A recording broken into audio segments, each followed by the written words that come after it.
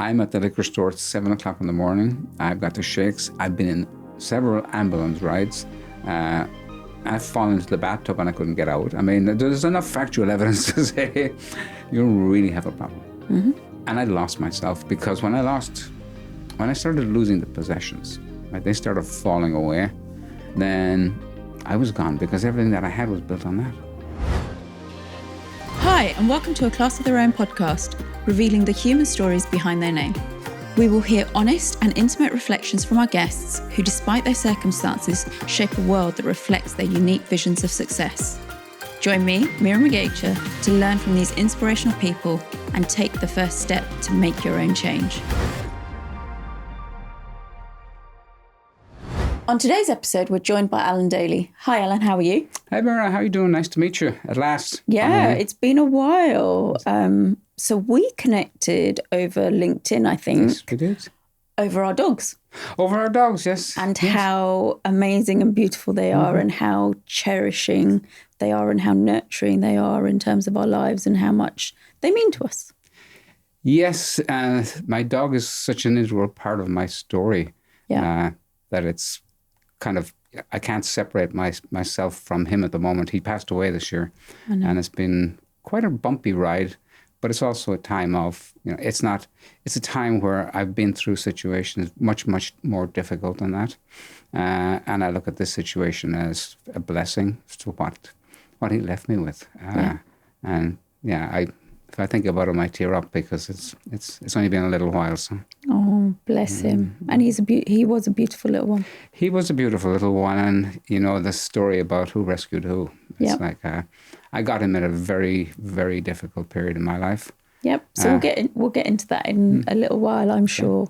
What I'd like to start with is to tell us who Alan is. Who is Alan? Yeah. So let's separate the who from the what, the labels. Who is Alan? I can kind of separate that into two components. There's kind of my authentic self, which is I'm a feeler by nature. I'm a sensitive person, but let's not confuse sensitivity with fragility, because I'm certainly not fragile. I'm a low bullshit tolerator. That's just my nature. A low bullshit tolerator. Love it. Love it. I'm vulnerable, and I'm comfortable with my vulnerability. And I'm also very curious. I've always been very curious. I like to think of big pictures. I was a disruptor in my thinking long before the word ever became cool in the world of technology. Yeah. And that's kind of how I've made my career and come through my career, by bigger thinking, disrupting things the way they are, and trying to make a difference in the world, a more positive difference in the world. And where do you think that started from when you were little? I don't know. There's a second part to me that I think drives that, and that would be kind of the second part, which is my connected self. Okay. So there's an element of me that's connected to a higher power, for want of a better word. And some people talk about it as a religion. I think about it more as spiritual, grounded type background. Mm-hmm. And I grew up in the west of Ireland, and I grew up in the wild wilderness, which I found to me was this magical place, and still is this magical place, where I go and I get my curiosity. Okay. I look and I wonder at the burn in County Clare, for example. It's just so spectacularly beautiful. And as my nephew said to me one time, I said to him, "Isn't this beautiful?" And he said, "But Uncle Alan, there's nothing there." And I said, "Exactly." That's what makes it so beautiful, because there's nothing there. Yes. And so that allows me to connect and allows me to think big, opens my mind. I think that's where it came from, nature. Nature. Yeah. So take us back to where you grew up and what it was like. So I grew up, I kind of moved around. I was born in Dublin, but never lived in Dublin. My dad moved jobs several times, so we moved to County Sligo, County Donegal, northwest of Ireland. It was the time of the Troubles. There's no two ways about that.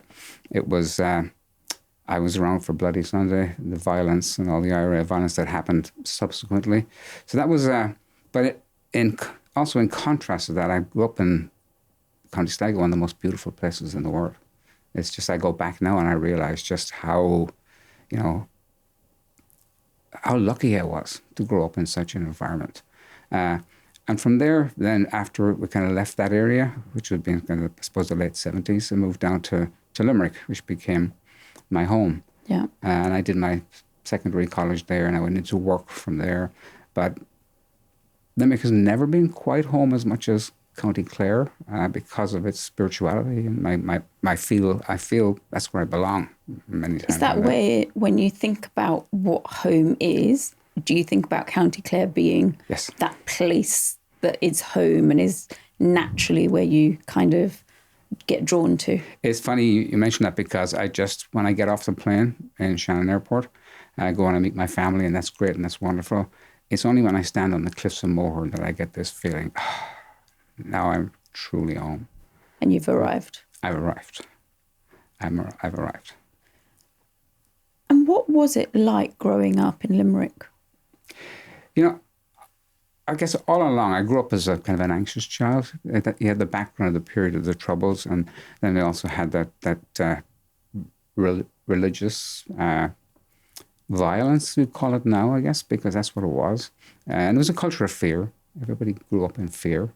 You know, you can't do this, you can't do that. You're a sinner, you're going to go to hell. And those messages get ingrained in your mind. So I grew up an anxious child. And that came... It didn't interfere with me as a child, because it was just get on with life. Just get on with life. But it was, nonetheless, it was kind of a low level, kind of a hanging anxiety in the background. It came to a fore much, much later in life. And so I guess part of this whole podcast is to talk about some of the real taboo subjects that people don't want to talk about because they're kind of shameful. And, yeah. And do you think you were aware of the anxiety as a child, or is it just now when you look back and you go, that's what it's labelled as and that's what we would call it today? No, I always felt this underlying, it was like a little hum that goes on in the background, like a noise that you can't get rid of. And Right. it was that nervousness, I guess you'd call it. And I always felt I didn't fit in. I guess that's what it was. Look, where's my place in the world?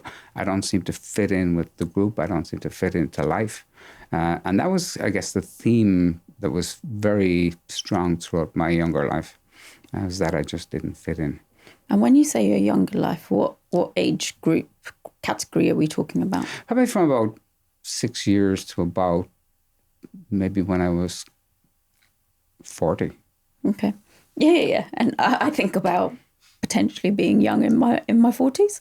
And how did it transcend? So how have you seen it play up or play down or come out and show you that something doesn't feel quite right for you?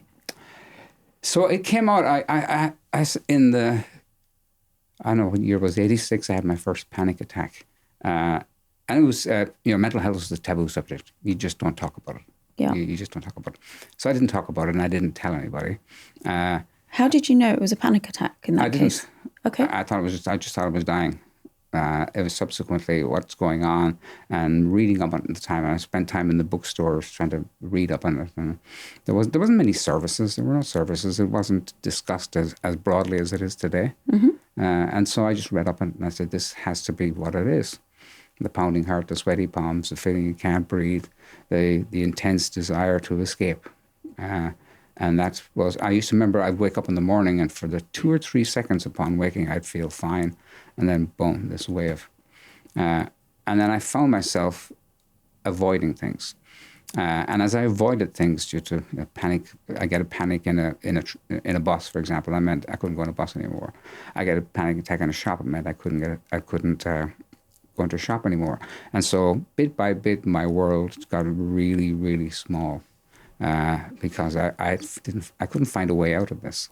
But there was a part of me, there was a transition part in that said, is this the way you're going to live your life? Really? Is this, you've got to do better than this? There was that feeling that inside of me that wanted to be a better person. And I didn't want to just sit back and let it consume me. Like it consumes so many people even today. How old were you at this time? I was in my 20s. Okay. I was in my 20s. And so what was life like before you decided that you didn't want to be all consumed by this feeling, this, emotion, this, however you would describe it, what was going on at this point in your life? I think at that point in my life, I was a little bit lost. I had, when I left high school, secondary school, I did a trade because it was like, what are you going to do? It was Ireland in the 1980s. There was nothing. Yeah.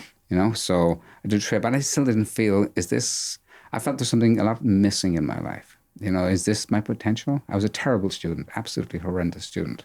Why? What made you a horrendous student? I didn't realize that until after that. I'm actually very, very bright. And I just don't do well with didactic learning.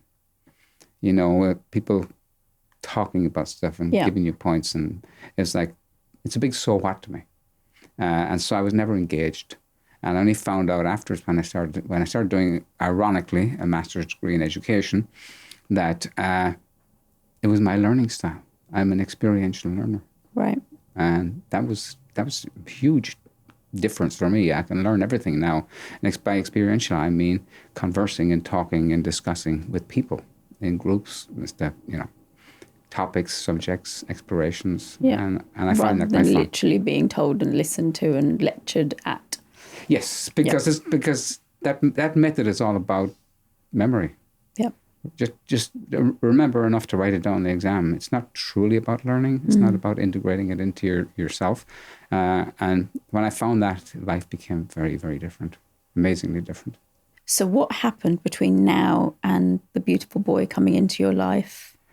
That's a kind of a longer story. But first of all, I got through the anxiety piece, and I got through the anxiety piece by reading something that said, if you face the fear and go through it, gradually it will dissipate. So I did that with all the places that I was afraid of. I went back in there. You went back onto a bus into the shops? I went back onto a bus and I sat through that panic attack, and I went back on a bus again and I sat through that panic attack until it no longer... And were you talking to people at this point? So did people know that you No. were having panic attacks? No, so you were dealing with this all on your own? It was shameful. It was that time. It was shameful. It was a taboo subject. It still is to some degree. Right. But no, I kind of figured out and did it on my own. I didn't try to find a therapist in 1986 in Ireland. Yeah. Good luck with that. What about family and friends? Did they notice any difference in what you were like growing up to your 20s when you started facing these fears as you described it? I think the way they noticed it was pretty much a person that said, I need to go out and explore the bigger world. Okay. And so that's what I decided I was going to move to the US. So you moved to the US in your late 20s? I think I was 30 when I moved to the US. Okay. And it was a case of, move now or don't move at all. And I was starting to I got to move now. And I got to break away from those fears, and I got to confront them, and I got to get out in the world. And that's what I did. And I also wanted to, I had started some work in the university, doing diploma in training development. It was quite fascinating because I was a blue-collar worker with a hard hat and working in a chemical plant, looking at flexible work practices, which was very hot at the time. And I'd come up with all the answers because I was looking from a union perspective as how much more am I going to get paid if they bring in flexible work practices. And I took this on as a project. And the project that I took on won first place in Ireland for its depth of investigation into flexible work practices. And then also, what I didn't know at the time was I developed a business case. And I looked at the money and I said, there's a lot more money than what people are saying is in this type of work. And so that's when I became more inquisitive. I was like, what can I be? Where can I go in life that engages my intellectual side? Right. And so I moved to the US. At the time, I'd started a master's degree in education, which was, again, as I said, it was like, I end up in education and I barely scraped through. It was quite fascinating to me. But it also has taught me a lesson. And that is, you look at today and you look at people and you put labels on them or categorize them. You say they're stupid, they're not, they can't pass their exams. Yeah. And you realize may not be the case at all. No, there might just be some learning styles or some challenges or situations that they're going through that just don't work for them right now. Yes, and we write off so many people because of that, and that's a shame. Yeah. So I went into I went to the US, and I kind of went. First job I got was as first job offers I got were as an electrician, and I was like, well, this is not why I moved to the US. This is not the American dream I'm thinking about. And so I went into as a corporate trainer, teaching total quality management. Yep. Which is very exciting stuff. Yep. It was really big in the 90s. It was really big, and it was really boring. I studied it. Oh my God.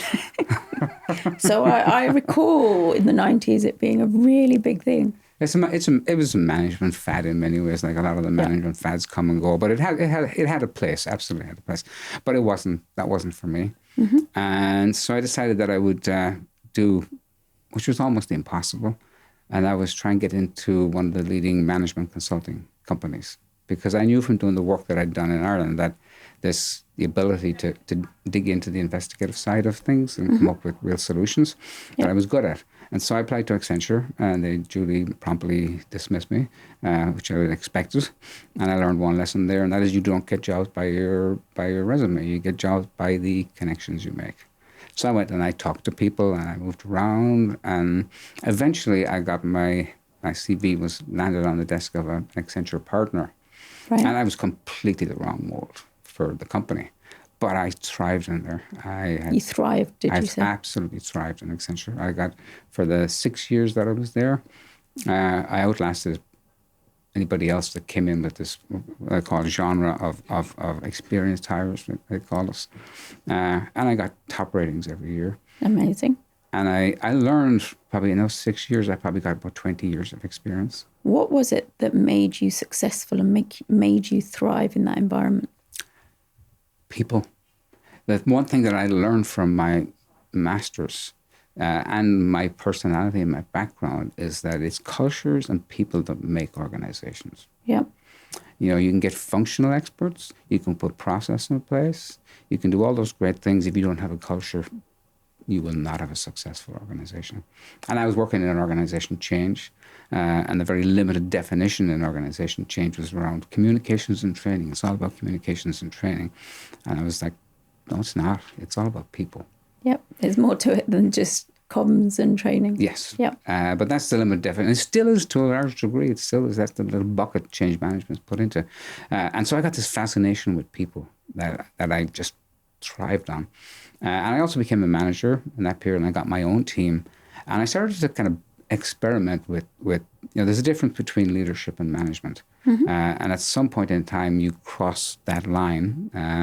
But it's kind of used, you get to a level, like, for example, my last level, vice president, and are you a leader or are you a manager?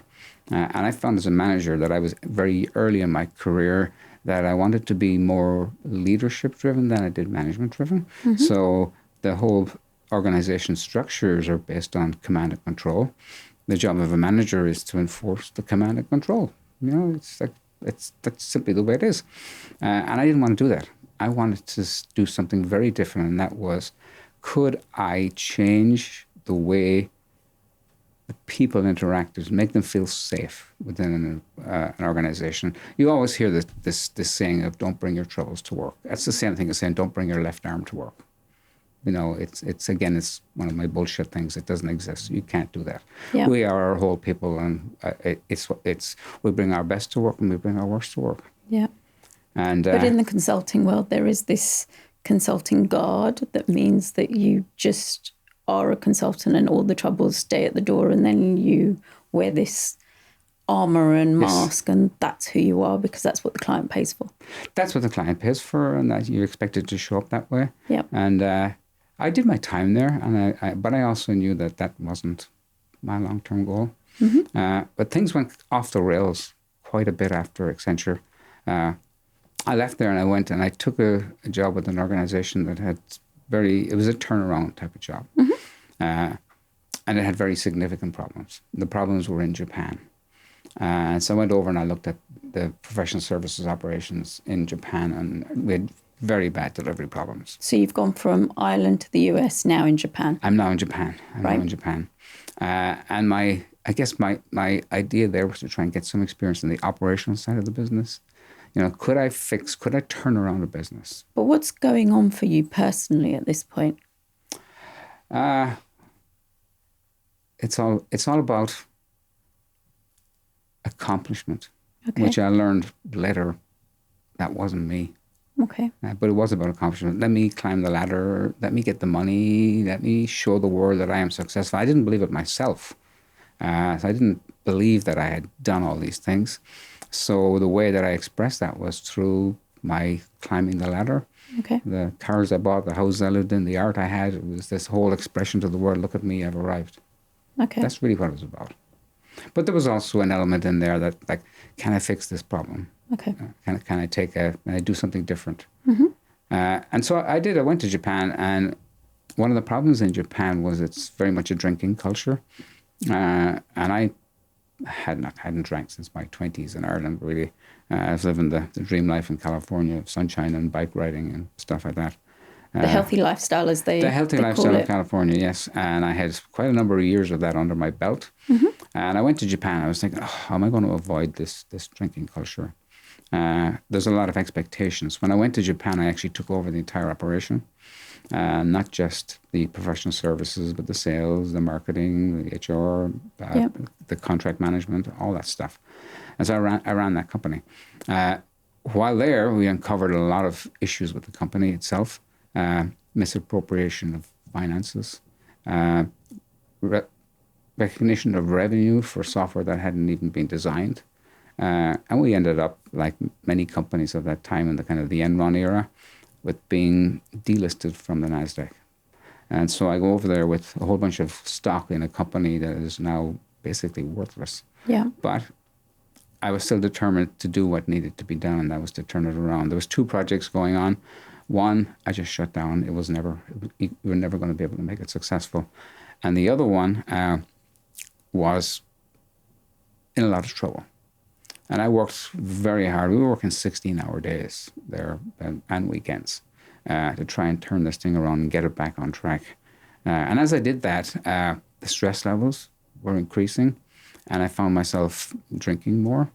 And I knew I had a problem. There was one moment that's particularly stuck out in my mind, and that was on a Monday evening, coming home from the office, I stopped for a pint.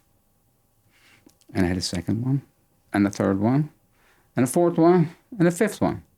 And then I went home, and I had a hangover on a Tuesday. I'm like, this is not good. This is crazy. This is crazy. And so I went back to work the following day with a hangover. So what did I do? I stopped in the pub again on the way home. On a Tuesday, and I was like, this is really serious. And I decided at that point we had turned the company around. We had made it. It was fantastic outcome result, brilliant team. But for me, it wasn't working anymore personally. But you talked about San Fran being the healthy living, the healthy lifestyle, and Japan being a drinking culture. Yeah. At what point did you decide to take on the drinking, or was that just an expectation, or where did that actually start? It became a behavior, and your practice of behavior, it becomes ingrained in you. And I don't have a family or a generational alcohol problem, but enough practice on any substance, you'll get hooked in it. And I saw the beginnings of that, and I was like, I need to get out of here. We'd completed the job, we'd been really successful, and we needed to get out of here. And so I made the decision to move back to the US. Okay. But I got another job offer that played to my ego, and it was to take over the whole region of Asia and Australia and New Zealand. And I found myself in that job working in Tokyo on Monday and Tuesday, flying to Singapore on Wednesday, working there Wednesday night, Thursday and Friday, working in Singapore, and then the red-eye flight back to Tokyo on Friday night, Saturday morning. So you didn't really need an apartment or anywhere to stay because you could live out of a suitcase. I was literally living out of a suitcase. Yeah. Just moving back and forth and back and forth and back and forth. And that's when the problem with that job was I signed the offer letter in Heathrow Airport on a trip back to Ireland. I remember in Heathrow, and every part of my body was saying, "Do not sign this letter. Do So your not do gut it." was telling you this was My a bad intuition area. was whacking me across the head, saying, "Don't do it, don't do it, don't do it." And my ego took over, and I signed it.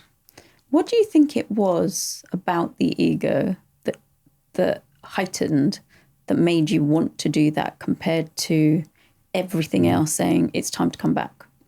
I think it was the part of, oh, now I get to run a complete region, a complete geography as opposed to just. But a you'd country. done that in Japan. You'd done that. I ran a country. Yeah. But running a region is different.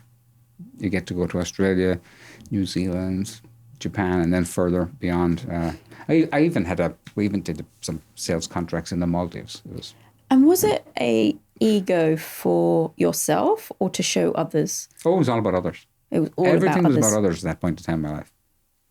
It was all about others. And who were these others? The world.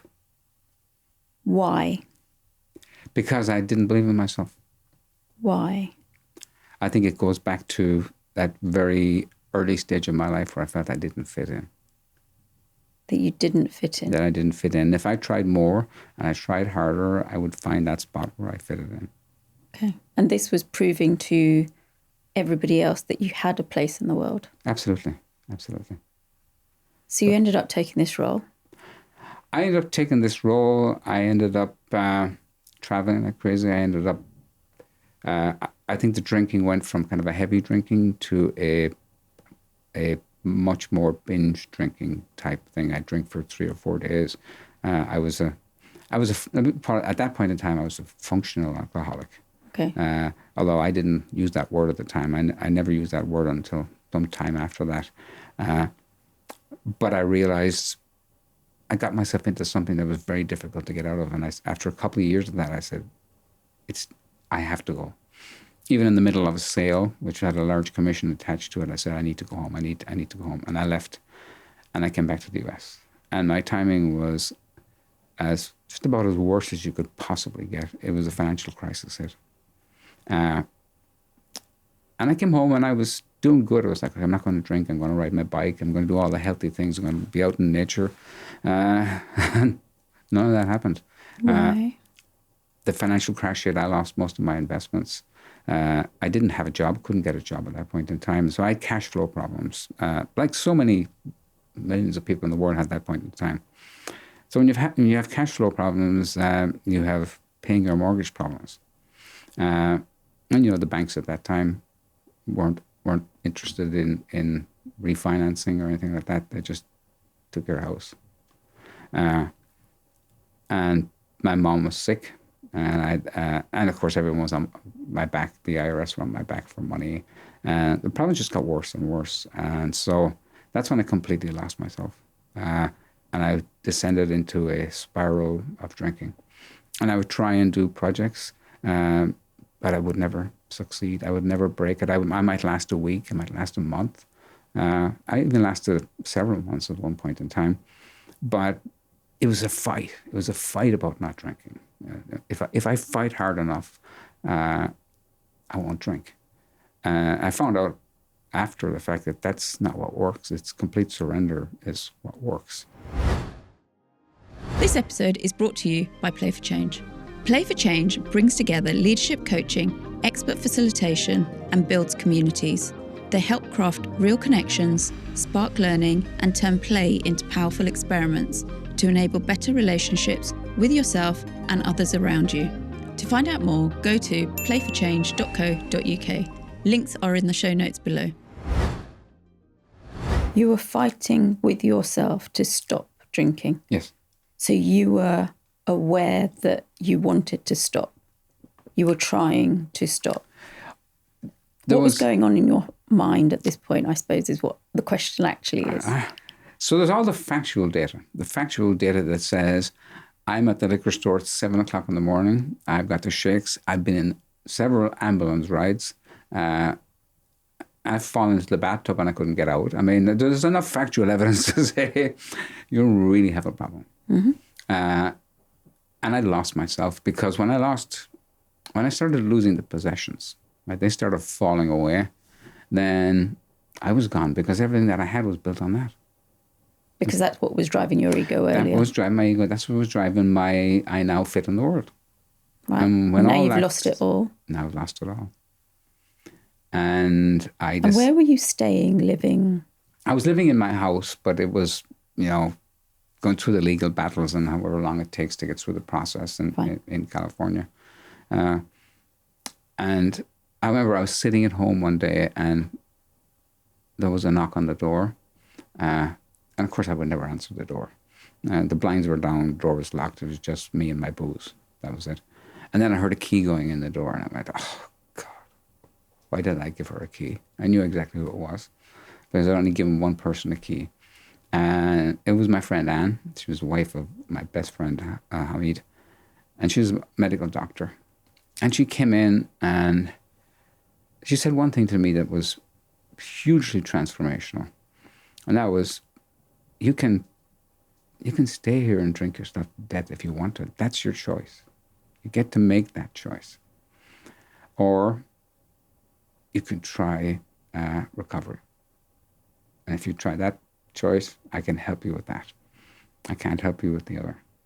And that was that moment when things changed for me, that little glimpse, that tiny little glimpse of hope. I didn't feel any hope before that, but that was a tiny glimpse of hope.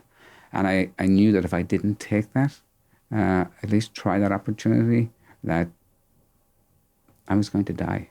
Now, I wasn't suicidal in my drinking, even though I got to really despaired, but there were many times when I drank and hoped I didn't wake up. Just let me go, let me slip into the night and it'll be fine. Because it's for anybody who's been there, it's absolutely torturous life. Who was around? Family, friends? Did anybody know this was going on in your life, given the ego was such a big driver?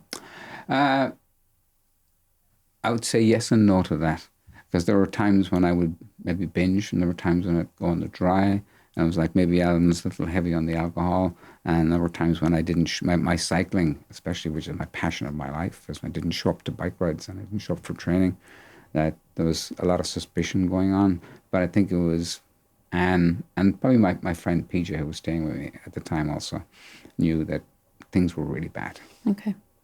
But it doesn't matter. The logic that they talked to me didn't matter. Yeah. You know? It was just that one moment, that one little break that said... There was a glimpse. There was a little bit of sun There was a coming little through. bit, and she said, I'll help you with the rehab. So I went into rehab after about a dozen cans of beer to get the last couple of shots in. Yeah. I went to rehab and something changed enormously, because for the first time in my life, I actually fitted in. Not in the way that I wanted to fit into life, but here I was in a recovery center with a bunch of people that we all had the same problem. There was doctors, there was lawyers, there was, handymen, there was painters. It was every cross section of life, and we had one thing in common, and that was that we were all alcoholics. So now I fitted in, and I said, well, at least I fit in somewhere. That's a good start. Not necessarily, I mean, this wasn't my goal in life. I didn't set out to become, but at least I fitted in. There was a connection. There was a huge connection. Yeah. And that connection was kind of transformed the way that I looked at life. Because together, I knew that the chances of relapse were high. I knew that the chances of full-blown alcoholism relapse was high, and the chances of recovery were slim, really. But I wanted to try it. And you were going to beat the odds. I didn't say no. Because that would be fighting. Okay. That would be fighting. And I go back to my same thing of fighting and trying to don't do it today, to basically saying, I accept where I am. That's when I learned about vulnerability. Right. When your ass is up in the air and everything else is gone and you're stuck with a bottle in your hand, it's like, well, how more vulnerable can you get? And that's what kind of made me very comfortable with vulnerability, because you can only go up from there. Not a lot more sinking to do. And so that I came out of there and I was hopeful. And my job was to make it one day at a time. That was it. Yeah. If I think of the future, I'll be in fear. If I think of the past, I'll be in sadness. So let's just stay in today. But I could not, I couldn't feel that I would be able to do it on my own. I didn't feel that, how was I supposed to take responsibility for my own life? Having gone from this, senior executive to this drunk, and how could I build myself back up again? And I thought maybe if I got a dog, that could make a difference. Because it would give me, I love dogs. I've always loved dogs. It'd give me a reason to never get back on an airplane again for work. It would give me structure that I would have something to take care of other than myself. Yeah. And so I went looking for a dog. I went looking for a Labrador, and I ended up with a, miniature poodle terrier mix. And we walked home, and the promise, what I said to him was, this is the best I can do. The best that I can commit to you is to walk you and feed you in the morning, walk you and feed you in the evening, and not drink in between. That's the commitment I made to him. And, when he passed away this year, I thanked him because I didn't. I never drank. Incredible. I walked him and I fed him and I never drank. The power of dogs. Yes. I struggled really with the whole concept of being present, being in the moment. And I was finding that really difficult. And I also struggled with the concept of God. A lot of the recovery programs talk about God. And I'm not religious at all. Yeah. And so I was watching him one day. He was sitting out in the yard, and a squirrel ran across the fence in front of him, and a bird flew past him, and a butterfly flew past him, and he'd just look, and he'd go back to what he was doing. And he'd just look, and he'd go back. I'm like, he gets it. He's staying completely in the moment. He looks, and he moves back. And so I start replicating his behavior. That's what I started to do. And then when we go on a walk, the walk was his. It was never mine. It was never, we do it on my terms. We do it on his terms. Yeah. And he'd stop and he'd sniff every 5 yards. And what he taught me was patience. Absolute patience. And as he got older, we got slower and slower and slower. But for 10 years, I had no other relationship other than with him. And it was magical. It was magical. And when he passed away, it's still tough. It's still tough. Of course it is. Yeah. But I am writing our story because it's... What was his name? Milo. Milo. Yeah. And it's a story of hope, but it's also a love story, because he also taught me the meaning of love. Yeah. Like when I came out of recovery, and I thought I'd lost the dog on the first day I got him. One of my neighbours terrified him, and he ran off down the street, and I went around looking on my bike for him, and he didn't know where he was. Well, I thought he didn't know where he was. He just got him the night before. Yeah. And I went around for maybe 2 hours looking for him, and I came back and I couldn't find him. And I was on my bed, and I was just like upset, just going, where is he? And I hear this little tail wagging underneath my bed. He had found his way home. Oh, how beautiful. He found his way home. And he hadn't been there a day. And he came out from underneath his bed, and I remember I held him, and that was the first time I really, really cried. And let it all let it release. Let it all release. And it was the first time that I knew that he wasn't judging me. Dogs have no judgment in them.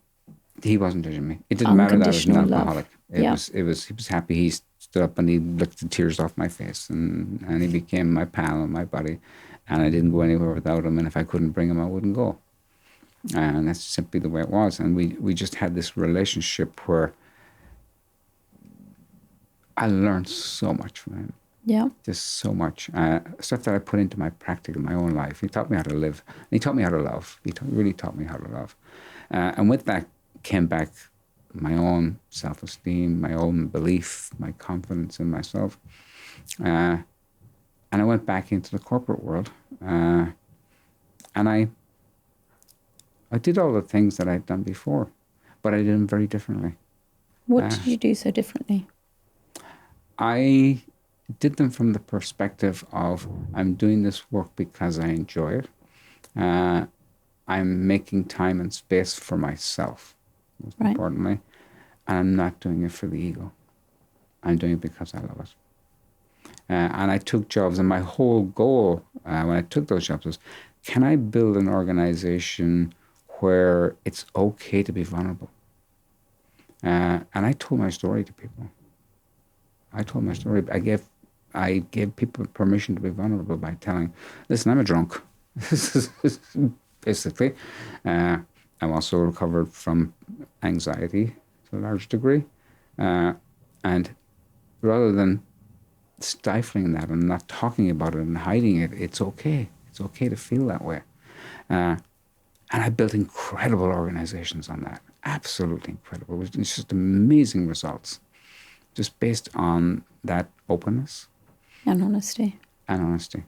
I think organizations are not, they're structured very hard, but they're communities, really.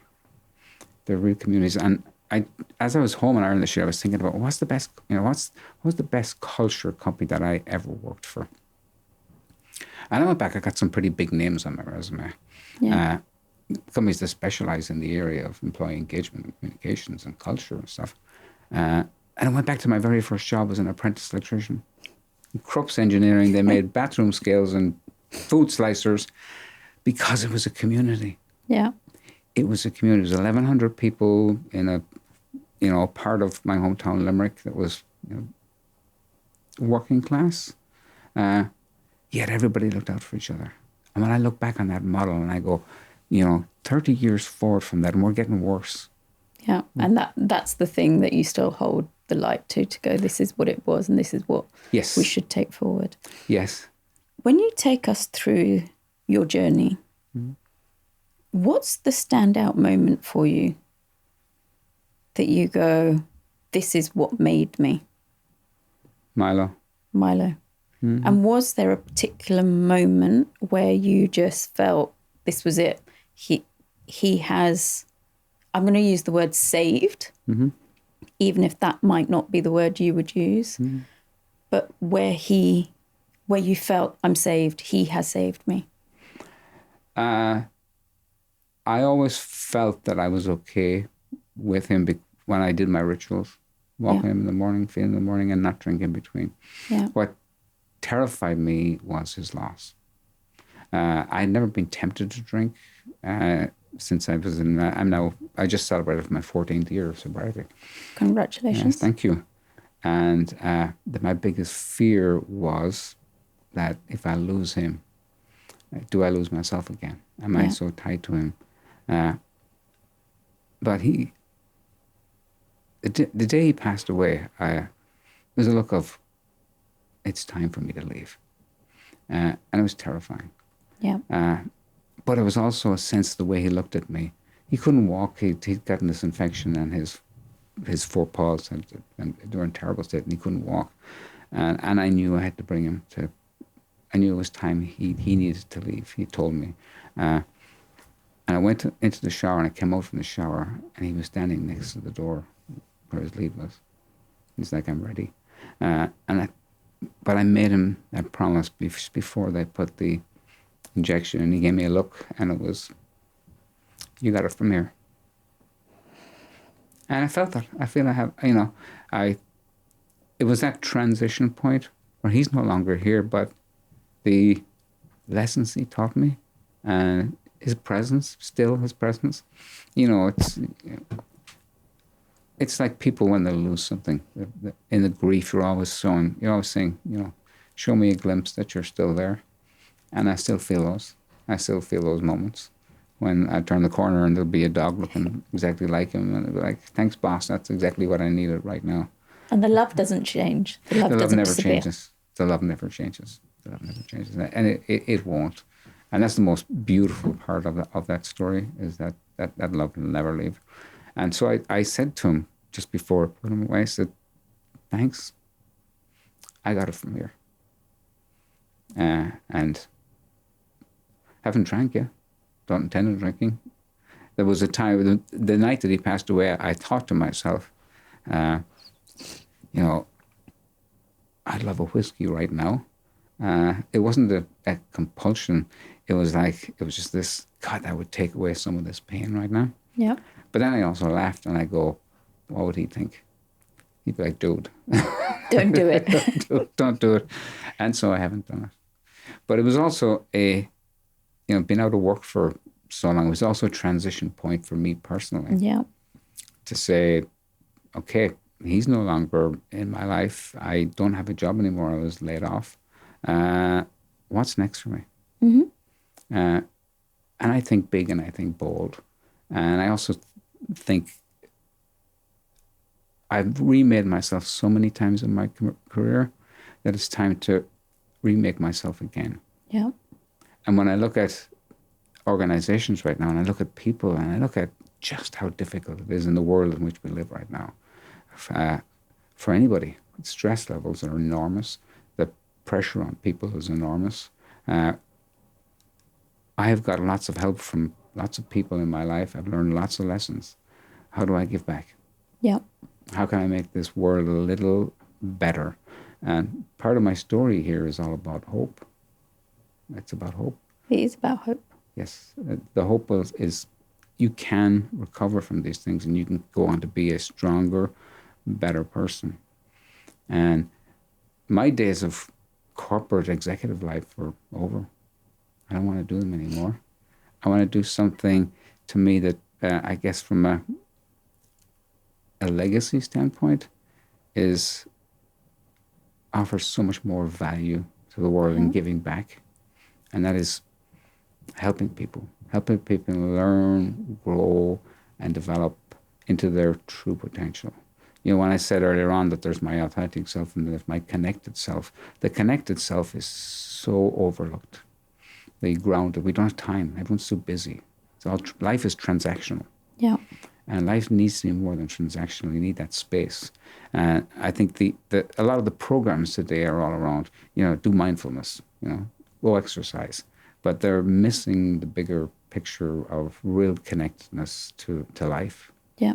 So go do these activities because they should be on your to-do list for the day, but not because they connect with you and who you are as an individual. No, I mean, if you think of it, this is just to drive me crazy. When you have a problem at work, where do they send you? They send you off somewhere else. Go our employee assistance program will go. It's like, let me toss you out over the wall and send you back when you're better. Yep. It's like that's not a community. So how do you change that? How do you help people when they're working in organizations and struggling to be their best selves or to solve problems? I think I have more to offer in that area than I have in being a corporate executive again. You've talked about a really strong bond with Milo.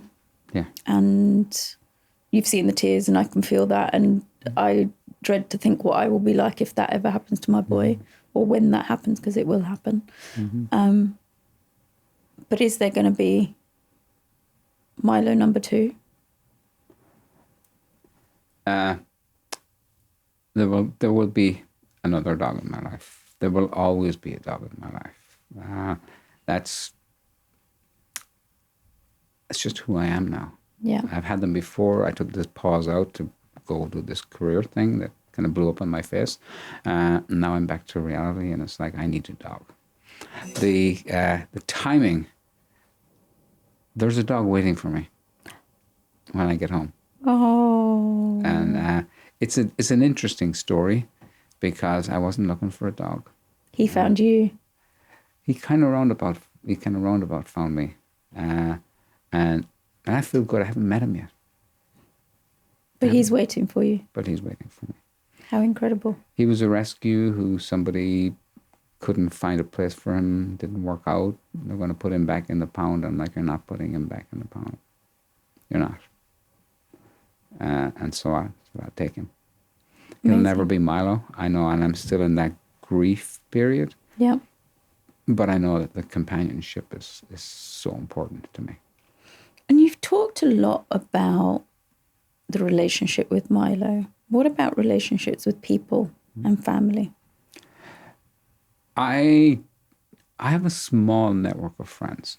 I think I used to think that the accumulation of friends was an accomplishment.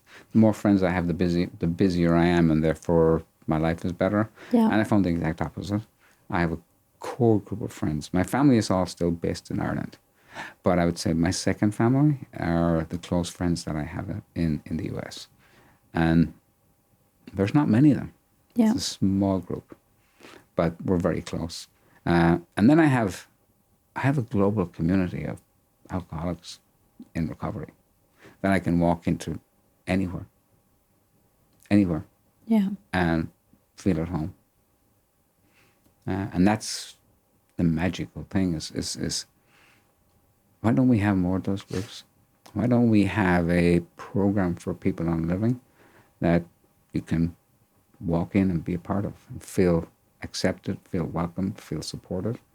That model is so fantastic. Yeah. And part of my job going forward is, if I look at, I think organizations are outdated. They're very outdated. They're still industrial revolution, command and control type. They talk about culture, and it's all great when the revenue is coming in. When the revenue stops coming, it's the first thing to get cut. Yeah. And I think we're facing a crisis right now. I think this latest financial industry hit is when things turn around, you're going to see a massive wave of churn, Absolutely. People thinking if I go over here, it'll be better. And it won't be. It'll be like my alcoholism. If I move to Australia, it'll be better. If I move to Singapore, I do it geographic, it doesn't change anything. So how do we create the next level of caring organizations? And that's what you're moving into. Is that what your next chapter is all about? That's what my next chapter is. And there's also a disruptive factor to my next chapter, and that is, isn't it time to get rid of the command and control structure? Isn't it time to do something different and get away from that? Right. It's I every year I get this as an executive, as a manager. It's like, okay, go fit all your people into a bell curve, performance management, and who's your bottom 2% and who's your top 5%. And I had an experience this year that was one of those ones that involved a lot of four-letter words. And that was a new executive came in and said, we're going to, manage everyone to the Jack Welch model of, top 10% and the bottom 5%, and let's get rid of them. And I'm like, yeah. How far up your ass is your head? Because that's not how life works. That's not how life works. Life is not a bell curve, and it's not about getting rid of the bottom 2%. It's how do you gain the maximum out of everybody, knowing that they are not firing 100% on any given day. Yeah. Everybody has a life of outside interests, challenges, problems, sickness, illness, new babies.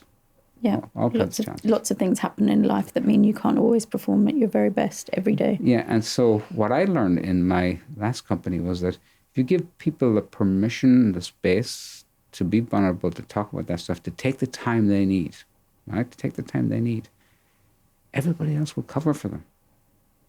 That's the way it works. Yeah. It's like a community. So why don't we structure our organizations like communities instead of hierarchies? And that's the next level of thinking that I'm getting into. It's like, it's time to break it. Time to break it. It's time to break it. I mean, the one great thing, there's a lot of very bad things about COVID. The one great thing was, God, thank God it broke the you need to be in the office mode. No, I'm not fully convinced it has, because lots of... It has for me, because I'm not going back in the office. But lots of organisations have gone back to, we want you back in the office full time. Yes, and lots of people are saying I'm not doing it. Yeah. Google are saying you're all going to be back in the office, and there's a couple of potential lawsuits against people being, laid off because they're not willing to be back in the office. Yeah. There are reasons to be in the office, absolutely reasons to be in the office. There's no reason for me to be stuck an hour each way in a commute doing nothing simply to get to an office where I work on my own all day behind a screen and I don't interact with anyone. And it's just old thinking. Yeah. And I think the younger generation are doing much better in terms of saying, I'm not doing that, than my generation. Yeah. And so I think that shift... It will happen over time. It has to happen over time. It has to happen over time, but I think if we educate the younger people now, if we show them the direction now, they can make it happen faster. Yeah. Because they're going to set... I think, people power, it's not like a union, but it's like people power against, I'm not doing that. That's just not the way I'm going to work. It's much healthier. The performance, the belief that if you have people tied up for 40 hours a week, you'll get 40 hours of production is bullshit. You'll get your production. You might get the production you need in 10 hours a week with a very well-motivated team. Yeah. And if they're struggling through issues, they have time to deal with those issues. And so your aim is to help the world and disrupt the world in terms of the way that we're organised and the way that we work in corporates. Absolutely. And I guess provide hope to people who are in situations like me right now that there are ways out. Yeah. That there are ways out. And for a lot of people, how do we create an environment where they don't, that's the things that I created for myself don't happen. What's the one piece of advice you would give any of our listeners who are going through something? Find someone to talk to. Don't do it alone. Don't do it alone. It's well, there's two things. I couldn't have done the alcoholism alone. I couldn't break that. I did the anxiety alone, and God damn, I wasted 2 or 3 years of my life doing that. Mm. So find somebody to talk to, and start there. We started this conversation with Who is Alan? Mm. We've had quite a reflective conversation and been on a little bit of a journey. Is there anything that you would add or change or adapt to Who is Alan? No, I've spent the last year since I was laid off thinking about that. The what is Alan? The what of Alan is kind of irrelevant. They're just hats that I wear. I'm an alcoholic. I'm a corporate executive. I'm an electrician, a management consultant. And, so maybe I've gone and do some more whats, but who? I've been doing a lot of work on myself. I'm pretty comfortable with who I am. I think what's very interesting is that I don't fit the normal mold of a corporate executive based on the people that I speak with. I'm very much more, it's data-driven, it's logic, it's analysis, and I'm much more, I make decisions on intuition and emotion. And when I listen to those, things happen. The right things happen. And by opening up that realm of consciousness to people, they will access powers that they don't even know they have. That's what's exciting. That is what's exciting. That's very exciting. Thank you so much for today and sharing your story with us. Thank you, Mira. I really appreciate it. Worth the journey. Great. Thank you. Thank you. If you enjoyed that conversation, please share A Class of Their Own podcast with your friends and family. Subscribe, follow, and like. It really helps us continue to grow. Keep being you through connection, learning, and play. You are a class of your own.